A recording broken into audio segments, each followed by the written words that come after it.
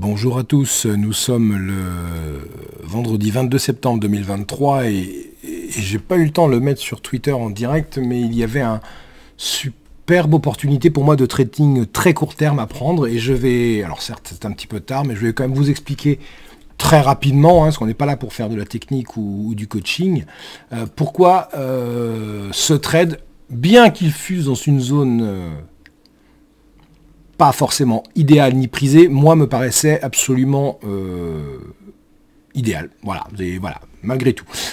Me paraissait facile, entre parenthèses, même s'il n'y a pas de trade facile. Je démarre très très vite, on va parler d'un trade M1. Une minute, mais vous allez pouvoir distinguer un plan intraday au passage. Allez, je démarre très très vite. Hebdomadaire, on peut voir que j'ai noté deux supports en extension de plats Kijun. Les deux derniers plats Kijun, là, voilà. En daily, on constate que les prix sont en train de travailler le bas du range, qui correspond grosso modo à ces deux lignes hebdomadaires. Donc on est sur une zone de support daily. 4, H4. Le bas du range est un peu plus bas puisqu'il correspond au bas du range daily, mais ce sont les mèches après qui font qu'il est légèrement décalé. Toujours est-il, ce que je vois en H4, c'est que les prix travaillent cette zone de support, enfin ces deux supports hebdomadaires. On peut voir de par le passé que c'est une zone, vous voyez, qui a beaucoup fait travailler les prix, qui n'a été cassée en fait qu'une seule fois pour aller descendre le bas du range, mais sinon c'est cette zone, la vraie zone de support importante, c'est celle-ci. On peut voir également que j'ai tracé un canal de support, même si vous savez très très bien que je ne suis pas un aficionados des canaux. En l'occurrence, là, il vient totalement corréler mon idée qu'on est sur une zone de support, on peut le voir. Je vais supprimer ce rond. On peut noter également une survente, et ce que j'ai vu ce matin, moi, à l'ouverture, c'est l'étoile du matin H4 sur cette grosse zone de support qui me dit, qui moi, ce matin, m'a pas laissé beaucoup de choix de me dire long, long, long, on achète.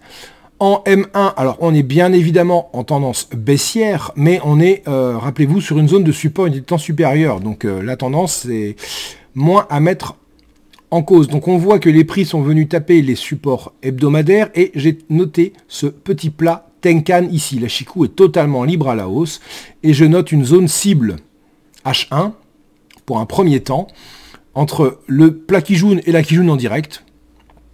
Et puis si elle cède, éventuellement en intraday, on pourrait pourquoi pas aller chercher dans un premier temps cette cible et pourquoi pas la zone Kijun H4, Kijun Daily si ça veut monter. Mais c'est pas l'objectif de cette vidéo. M15.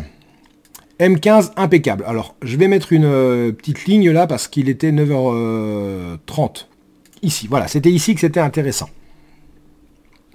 Ce qu'on a vu, c'est que les prix, vous voyez, alors tendance baissière évidemment, les prix avaient cassé Kijun et Tenkan. Repli sur Kijun, la fameuse bougie de 9h qui donne une grosse mèche qui vient rechercher ce support hebdomadaire et repartir à la hausse. Donc là, moi je me dis qu'il y a une belle impulsion haussière pour aller chercher la Kijun H1. On peut le voir que pour le moment, le plan est dans Kijun H1 dans un premier temps. Et après, pourquoi pas. Ça, c'est le plan intraday. On peut voir que pour le moment, mon plan n'est ni... Enfin, il ne part pas. Voilà. Il n'est pas invalidé. Il est toujours valide. D'ailleurs, j'y crois toujours. Mais il est bien parti, mais il a été bloqué par ce plat Tenkan H1 qui correspond à cet alignement plat Kijun M15, plat SSB futur M15, et on peut voir que la Chikou est venue taper dessus. Maintenant, les prix sont partis à la baisse. Nous verrons bien ce que... Tiens, je vois qu'il me manque une ligne. Tiens, hop là, voilà, pardon. Nous verrons bien ce que ça donnera pour la suite. Toujours est-il, c'est que pour le moment... la Kijun M15 fait support, la tendance est remise en cause, la tendance baissière est remise en cause, mais l'objectif c'est que moi ce matin à 9h, 9h30, j'avais une vision haussière. On est d'accord, j'avais une vision haussière. En M5, range M5, on peut le voir avec cette magnifique bougie M5 avec mèche sur bas de range. Donc là, ceux qui m'ont suivi auront vu que moi j'ai acheté à 9h03 exactement, j'ai cherché le haut du range M5 et j'ai bien fait d'encaisser parce que là, je serais frustré d'avoir subi cette baisse. Donc les prix sont revenus chercher. Donc voilà, vous voyez, c'est ici. Là, c'est la bougie de 9h30, donc c'est à 9h28, la bonne entrée pour moi. Donc vous allez vite comprendre. vous allez vite comprendre pourquoi c'est intéressant. Ce que je voyais avant 9h28, c'était ce range M5. Les prix sont venus taper le haut du range. Je rappelle que j'ai une vision haussière. Sont revenus tester la zone d'équilibre. Et en 1 minute, on voit parfaitement ceci. Et c'est superbe. Et je vais vous montrer comment et pourquoi j'aurais pris ce trade. Vous voyez, en 1 minute, haut du range M5, on revient travailler cette zone d'équilibre du range M5. Là, on est en M1, hein, qui correspond à la Kijun M15. Alors, si vous regardez bien, vous verrez que ça correspond également... D'ailleurs, on pourrait peut-être le voir sur un autre graphe, mais enfin, c'est pas grave. Vous pourrez le voir que ça correspond également à SSB M5. Enfin bref, c'est la zone d'équilibre du range M5. Ce que j'ai vu, c'est que les prix sont revenus, et malgré ces 4 minutes de baisse assez forte quand même, je vois au contact de la fameuse zone de support, cette petite bougie là, M1, hop là, pardon, je trace mal. Je vois cette bougie M1. Je vois cette bougie M1 et je vais tracer un deuxième support, voilà, qui va... Ah bah non, mais il n'est pas apparu. Zut, il n'est pas apparu celui-ci. Non, il est sur le DAX. Bon, je vais vous le montrer après, c'est pas grave. Là, je cherchais des achats, toujours mon optique achat. Donc, qu'est-ce que je vois? Je vois la grosse bougie rouge, on arrive sur la zone de support. Là, j'ai un marteau inversé, donc ce n'est pas une bougie suffisante pour valider un reverse, surtout dans de telles conditions. Mais je cherche un achat, donc je me dis que si cette bougie-là, c'est le type de bougie qui demande une confirmation. Derrière, j'ai bien eu une bougie haussière, sans être un vrai avalement haussier. J'aurais aimé que l'avalement soit clair.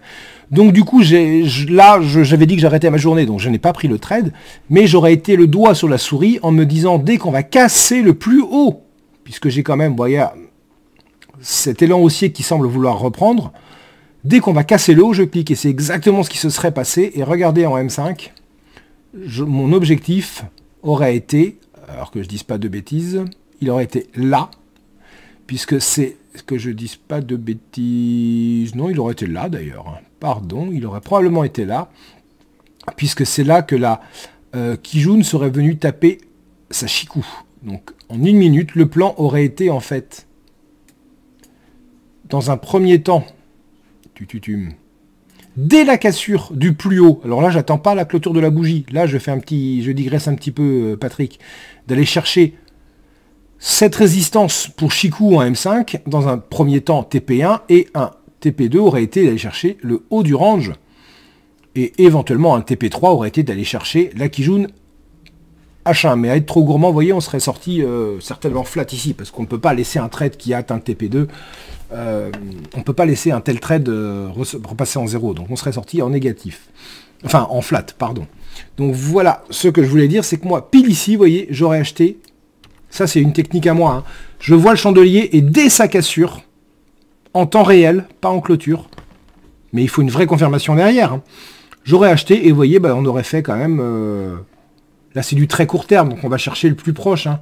Le TP1 représentait quand même déjà 17 points, et le TP2 représentait une trentaine.